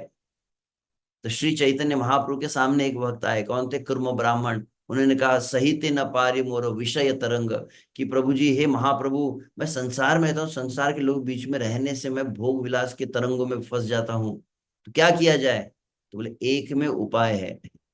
क्या कहते श्री चैतन्य महाप्रभु, प्रभु कहे ऐसी बात कबू ना कही वो, गृहे रही कृष्ण नाम निरंतर लइबो। श्री चैतन्य महाप्रभु कहते कि घर छोड़ने की आवश्यकता नहीं है, तुम संसार में रहो। संसार में रहना गलत थोड़ी है, क्योंकि आप जिस तरह से कहा जाता है कि मान लीजिए नाव होती है ना, नाव कैसे रहती है, नाव पानी में तैरती है, नाव जो है रास्ते पर नहीं रहेंगी। नाव का पानी में रहना स्वाभाविक है, परंतु पानी का नाव में रहना अस्वाभाविक है। समझ रहे? पानी में नाव रहती है तो वो क्या करती है, लोगों को नदी के पार लगा देती है, परंतु उस नाव में पानी यदि घुस जाता है तो लोगों को डुबा देता है। आप जब तक संसार में हैं तब तक आप लोगों का उद्धार कर सकते हैं, परंतु संसार जब आपके अंदर घुस जाता है तो फिर आपका अधःपतन हो जाता है। तो संसार प्रवेश मेनली यहीं से करता है, दृष्टि से। तो इसीलिए अधिक से अधिक भगवान का दर्शन किया जाए, भगवत गीता भागवत जो भगवान के वचन है उनको नेत्रों से पढ़ा जाए, और अभ्यास किया जाए। जैसे मैंने वो लकड़ी का उदाहरण, जैसे लकड़ी क्या करते हैं, सुखाया जाता है, तो वैसे नेत्रों से बहुत अधिक संसार को देखा है, तो संसार को देखना कम करना चाहिए, एटलीस्ट सम टाइम। आजकल कैसा होता है, बोले लोग उठते चलते फिरते हर समय आईफोन साथ में रहता है। हम कहते हैं ना, कराग्रे वसते व्हाट्सएप हम, कर मध्य फेसबुक हम, कर मूले इंस्टाग्राम हम, प्रभाते आईफोन दर्शनम। अब तो ऐसी अवस्था है, बहुत लोग देखने लगे, ये देखते फेसबुक देखो, ये व्हाट्सएप देखो, स्टेटस देखो। ये चित्त में कितनी अपवित्रता ला रहा है, ये लोग समझ नहीं पा रहे। तो पहले हम्म। साधना में गंभीरता थी, तो इसीलिए देखना कम हो संसार को। और दूसरी बात कही जाती है कि आप सुबह आंख खोलते हैं, और रात्रि में आंख बंद होती है। तो ये एक कैलकुलेट कीजिए, आपको शुद्ध करना है तो क्या करना पड़ेगा। बोले एटलीस्ट आप आंख का जो प्रयोग करते हैं ना सुबह से शाम तक, उसमें एटलीस्ट जो पूरा दिन आप जो आंखों से दुनिया को देखते हैं, मिनिमम कह रहा हूं मैं, एटलीस्ट 60% तो हो। 60% कृष्ण को देखिए, 40% संसार को देखिए। ये हम हमारा दर्शन कैसे होता है जनरली, मंदिर में भी हम करते हैं, अपने घरों में भी भगवान रहते हैं तो पूजा हो जाती है, और कैसा उसको ड्यूटी दर्शन पता है, मंगलारती दर्शन, संसार दावान लेड लोक त्रणाय कारणों राधा गोपीनाथ की जय, राधा श्याम सुंदर की जय। आंख रुकती भी नहीं है, इतना अपवित्रता है। हम्म, कपिल भगवान बताते हैं, जब भक्त का हृदय पवित्र होता है तो दर्शन कैसे होता है, तो श्रीमद् भागवत की तृतीय स्कंद अध्याय 25 में बहुत डिटेल में है। पश्यन्ति ते में रुचिराणि अम्ब, प्रसन्न वक्त्र अरुण लोचनानि, रूपानि दिव्यानि वर प्रदानि, साकम वाच स्मृणिया वदंती। शिल प्रभुपाद जब जाते थे मंदिरों में, प्रभुपाद देखते थे कृष्ण को, राधा कृष्ण के विग्रह, प्रभुपाद क्या कहते थे, कृष्णा इज स्माइलिंग टुडे। एक समय प्रभुपाद कहते हैं today Krishna is very happy, Krishna is dancing. हमको लगा अरे ये तो पत्थर है, ये तो कुछ हिल भी नहीं रहा है। भक्त लोग ऐसा अनुभव क्यों किए, जब हम्म, उनकी दृष्टि पवित्र होती है, अनुभव करते हैं।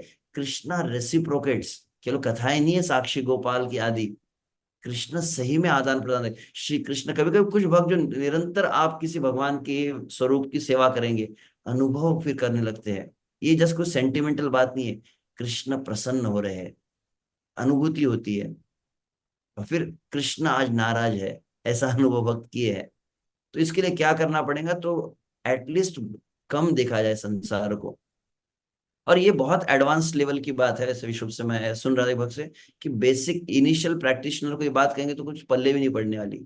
शिला प्रभुपाद वहां, तो मैं जो कह रहा था चैतन्य महाप्रभु सोल्यूशन क्या दिया, उस व्यक्ति को जो गृहस्थ था, वो कहते हैं संसार में लोगों के बीच में रहता हूँ तो संसार के प्रभाव में आता है, तो चैतन्य महाप्रभु ने दो सोल्यूशन दिए। एक है निरंतर जिह्वा से नाम उच्चारण हो, और दूसरा कहा जिस किसी से आप मिलते हो, लोगों को देखते तो हो, लोगों से बात तो करते हो, उस समय क्या करना है, हर व्यक्ति को कुछ न कुछ कृष्ण के विषय में बतलाना है। शिल प्रभुपाद कहते एक में उपाय यही है, अगर हम चैतन्य महाप्रभु के आदेश का पालन करते हैं, चैतन्य महाप्रभु के आंदोलन में सेवा करते हैं, तभी संसार की इस आकर्षण से हम बच सकते हैं। There's no other way. If you are serving the mission of Chaitanya Mahaprabhu, then only you are protected. Hmm, Guys, कला कलिर बलिना इंद्रिय वैरिवारगा, श्री भक्ति मार्ग है कंटक कोटि रुद्धा। कलयुग बहुत ही बलशाली है, इंद्रिया जो है वह भोग में रत है, और भक्ति मार्ग ऐसा है करोड़ों कांटे बिछाए गए हैं। हा हा क्वयामि विकलह किम अहम करोमि, चैतन्य चंद्र यदि नाट्य कृपाम करोसी। यदि चैतन्य महाप्रभु के आंदोलन का आश्रय नहीं हो, तो बोले वास्तविक देयर इज नो होप। आशा करते कुछ मैंने कुछ ज्यादा कह दिया होगा, क्षमा चाहता हूँ। नहीं प्रभु जी, थैंक यू सो मच आपका डिटेल्ड उत्तर के लिए। बहुत ही अच्छा आपने बताया, बहुत प्रैक्टिकल बताया आपने।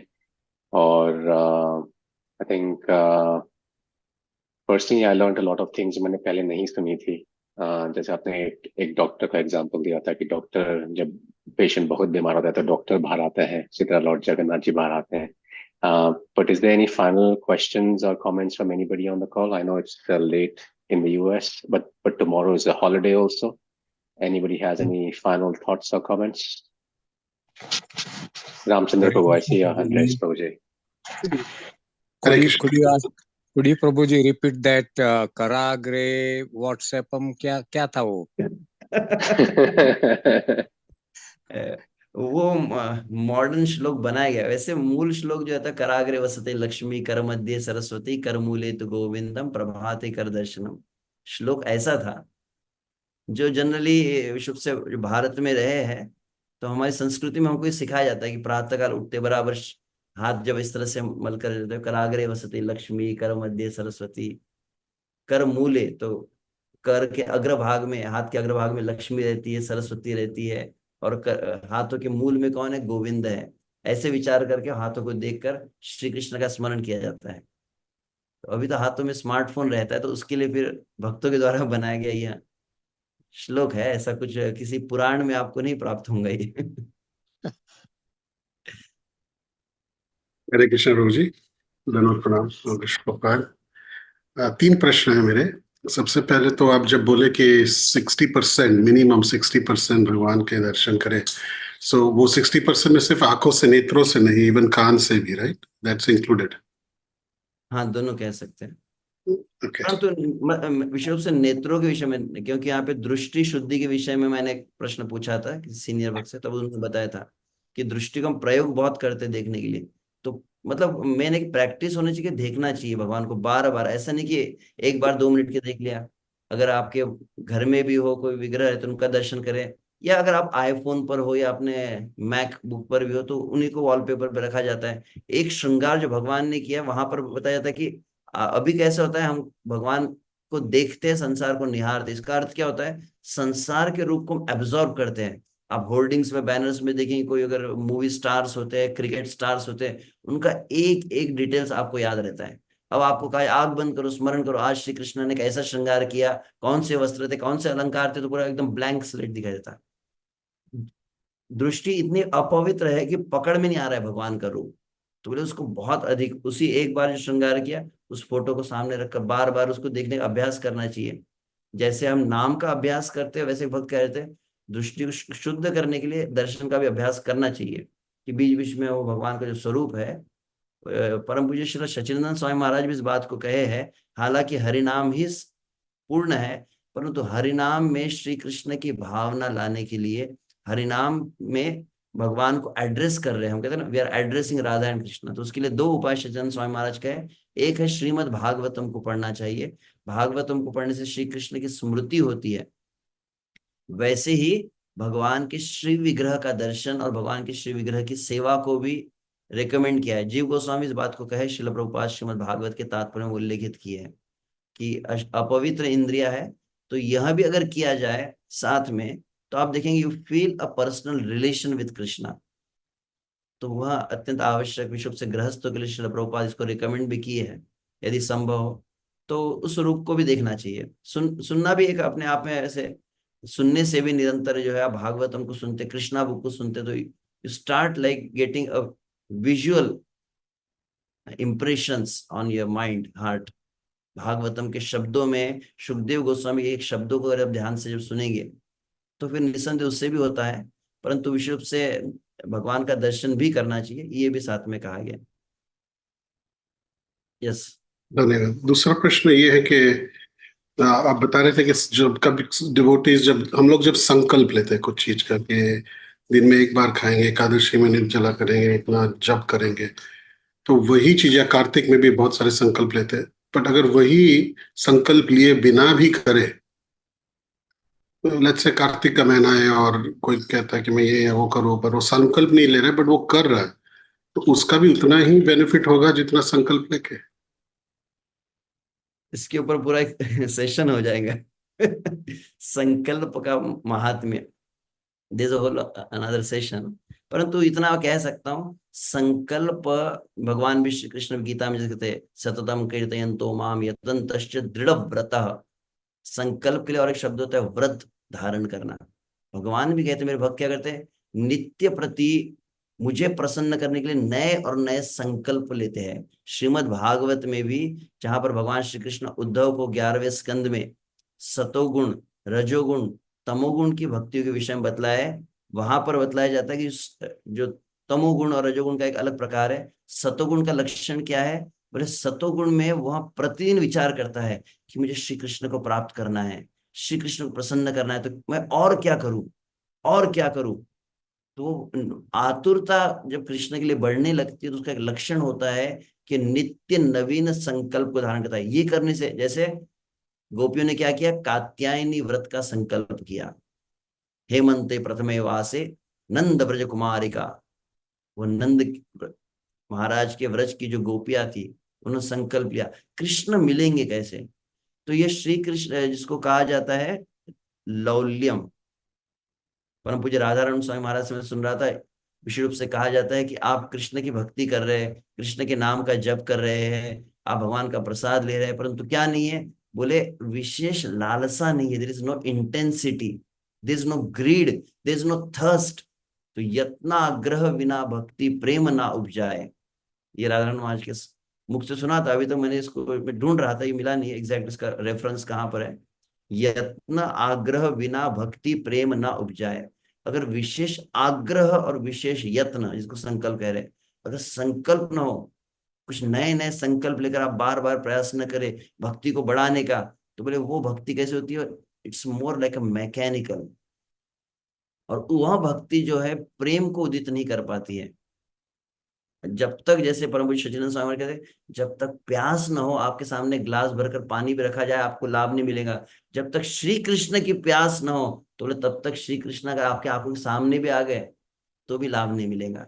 तो कृष्ण हरि भक्ति सूर्योदय में कहा जाता है कि कृष्ण की प्राप्ति से भी अधिक महत्वपूर्ण क्या है? बोले कृष्ण प्राप्ति यत्र भगवत प्राप्ति उत्कट इच्छा कहा गया है। तो उत्कट इच्छा कैसे आती है? तो उत्कट इच्छा में एक प्रमुख भूमिका जो निभाता है वह संकल्प है।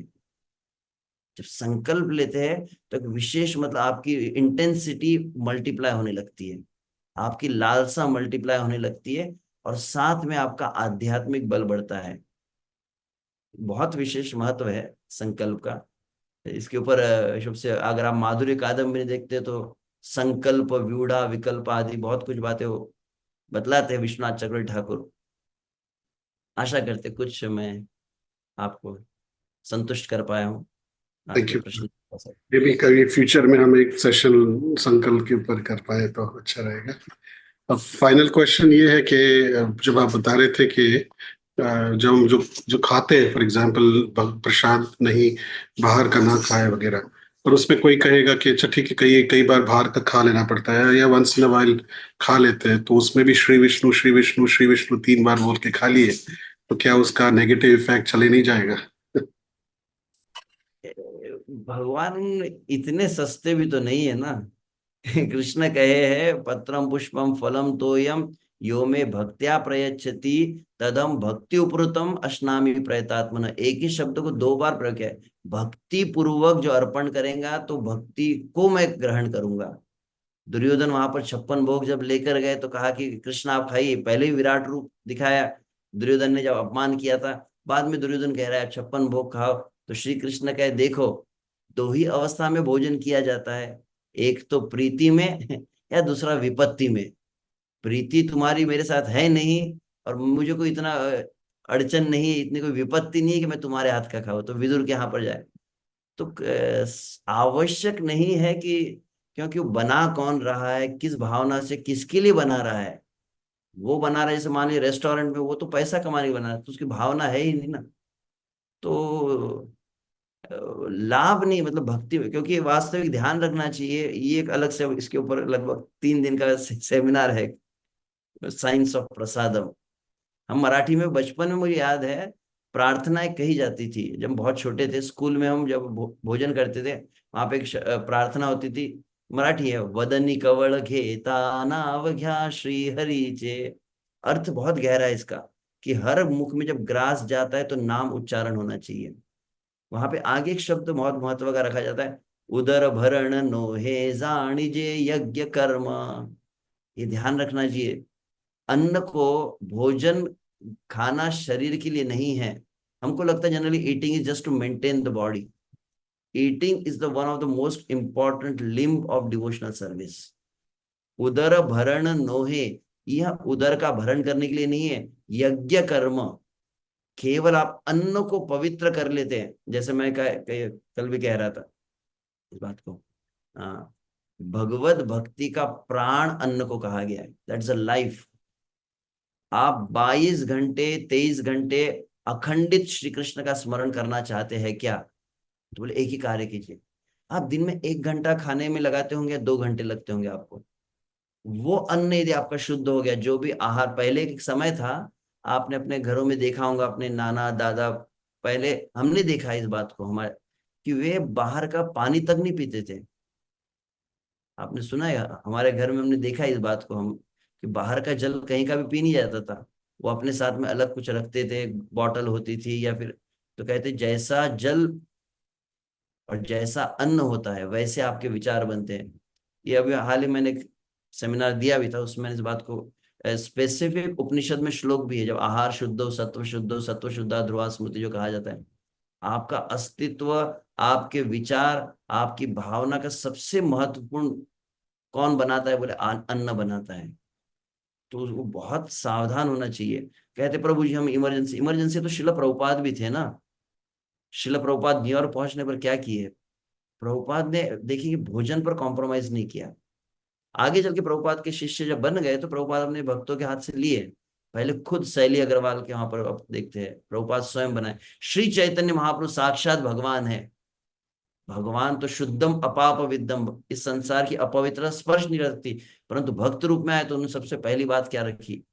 बोले लक्षेश्वर। जो 1 लाख नाम लेता है उसके हाथ के अन्न को ग्रहण करते थे। तो यहाँ पर आदर्श कुछ हमने जो 2 एग्जाम्पल जो चैतन्य महापुरुष श्रील प्रभुपाद हमको सिखलाया है कि बहुत सावधान रहना चाहिए। This is nothing like emergency.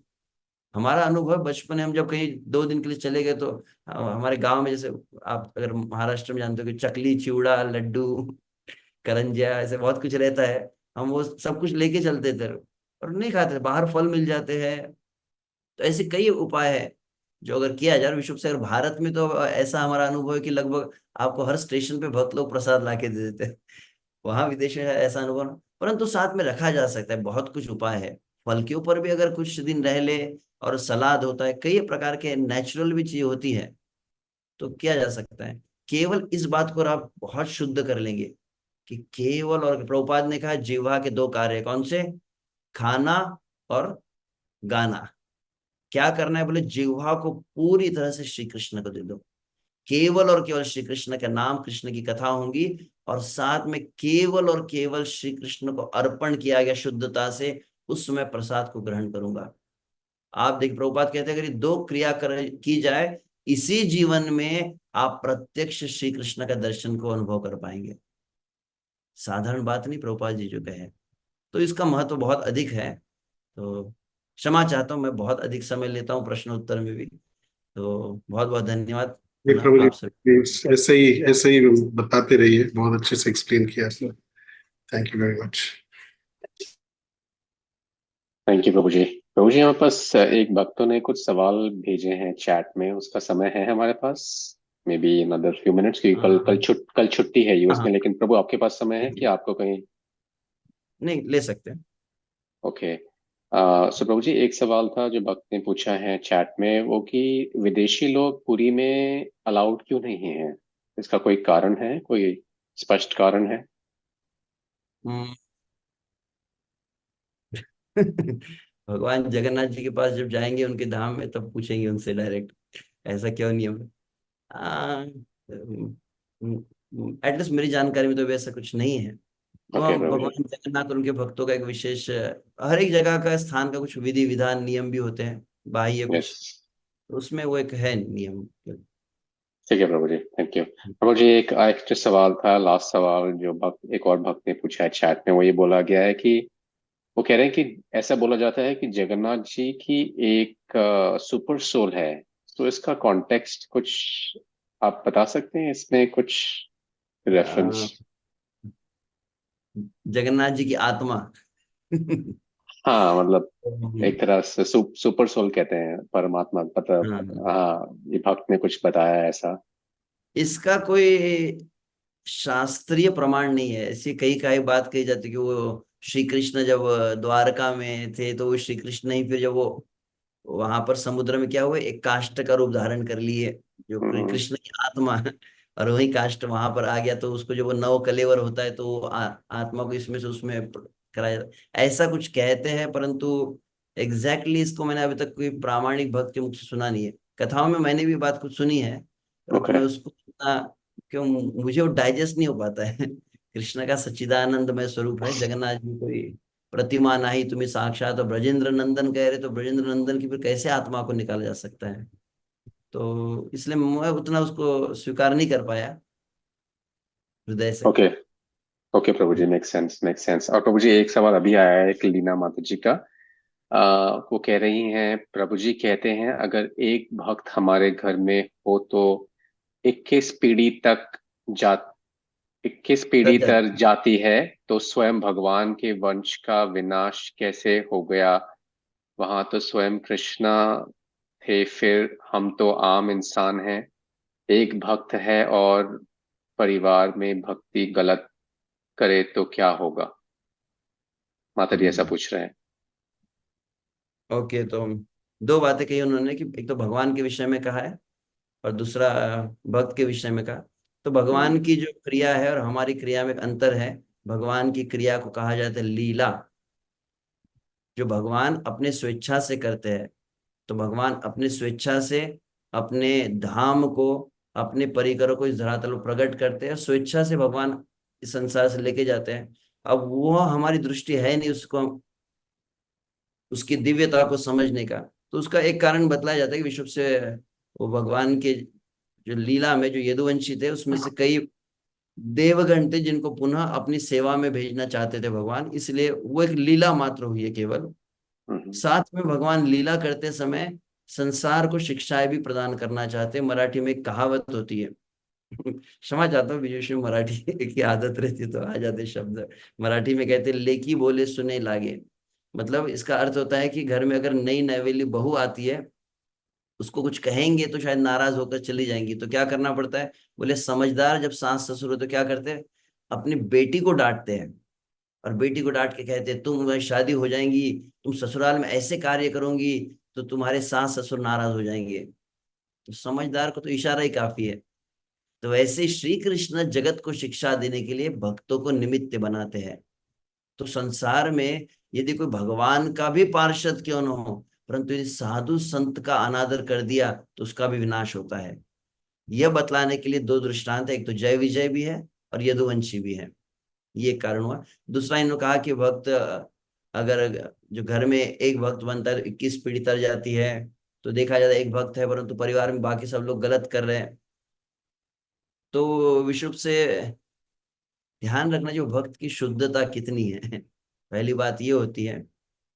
और कोई लोग क्योंकि ये प्रश्न पूछते कोई कि प्रभुपाद शुद्ध भक्त थे तो उन्होंने अपनी पत्नी को भक्त क्यों नहीं बनाया ऐसा भी कहा जाता है। तो लगभग हर परिवार में तुकाराम महाराज थे तो उनकी पत्नी ऐसी है। तो पहली बात है कि जो भक्त है विशेष रूप से शुद्ध भक्त, जो शिला प्रभुपाद देखा मैंने या तुकाराम महाराज, अ, इनके मतलब जो भी परिवार के जन हैं उनके विषय में हमको बहुत अधिक तर्क नहीं करना चाहिए क्योंकि तर जाति इसका अर्थ विश्व से कि अंत तो गत्वा वो श्री कृष्ण का चिंतन करके श्री कृष्ण को प्राप्त करते हैं। तो देखा गया इस बात को कि जो भगवान के भक्त होते हैं जिन्होंने जीवन में भजन किया है, कभी कभी उनके परिवार के सदस्यों को स्पेशल डिस्काउंट मिलता है कि बहुत अधिक साधना करने के पश्चात जो भगवान के अनुभव होना चाहिए वो थोड़ी साधना में कि जीवन के अंतिम अवस्था में वो बुढ़ापे में उनके कोई माता पिता है, वो भगवान की थोड़ी भक्ति करेंगे तो उन्हें श्री कृष्ण की स्मृति हो जाती है। और तर जाने का अर्थ यह भी नहीं होता है कि भगवान के धाम जाना, ये भी ध्यान। तर जाने का अर्थ क्या होता है? उद्धार हो जाता है। कहते हैं उद्धार शब्द के कई अर्थ बतलाए जा सकते हैं। एक भक्त बनने से 21 पीढ़ी का उद्धार होता है। मतलब ऐसा कुछ ऑटोमेटेड सिस्टम नहीं है कि अचानक सबके सब ट्रांसफर हो गए यहाँ से भगवान के धाम। उद्धार होता है मतलब उनको श्री कृष्ण के भजन के लिए अवसर प्राप्त होता है। उनको तुरंत जो है अगला जीवन भक्त के रूप में मिलता है। और अंत तो गत्वा भगवान के धाम को कौन जाएगा? जब श्री कृष्ण के साथ जिसका संबंध हो गया, जो श्री कृष्ण की सेवा करने के लिए तैयार हो चुका है, one who has become qualified for the eternal service, उस नित्य सेवा के लिए तैयार हुआ है। वो कोई कृत्रिम रूप से artificial you can't go there. आपका अभी आपको कलर्स चैनल देखना है, अभी तो स्टार प्लस देखना है, अभी संसार का भोग करना है, अचानक कृष्ण के धाम में पहुंच गए तो बोलेंगे यहाँ तो कलर्स चैनल भी दिखाई नहीं दे रहा है। अभी तो आपकी कृष्ण की भावना स्थित नहीं है। तो कृष्ण भावना पूर्ण परिपक्व होने पर ही भगवान के धाम जाएंगे। उद्धार का अर्थ यह होता है कि शुद्धि होती है, चित्त भगवान में अधिक लगने लगता है। कई उसके अर्थ बतलाए जाते हैं। ठीक है। Thank you Prabhu.